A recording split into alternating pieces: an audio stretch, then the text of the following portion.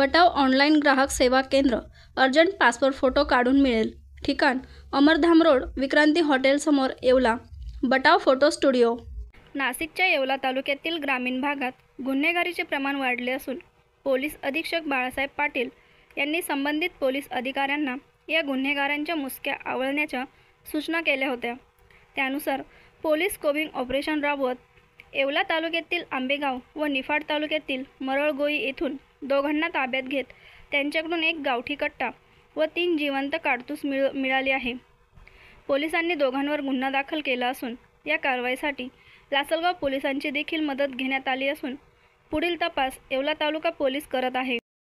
येवला तालुका police station हद्दीतील आंबेगाव येथील इसम नामे ऋषिकेश माळी या व्यक्तीकडे गावठी कट्टा असल्याची गोपनीय माहिती प्राप्त झाली होती। त्या अनुषंगाने काल रात्री आम्ही कोम्बिंग ऑपरेशन राबवले। त्यामध्ये 2 इसमांना ताब्यात घेण्यात आले। त्याच्यामध्ये दुसरा इसम हा सोपान निवृत्ती जगताप राहणार मरळगोई तालुका निफाड येथील होता। त्याला ताब्यात घेऊन त्यांच्याकडून एक गावठी कट्टा व 3 जिवंत काडतूस जप्त करण्यात आले आहे।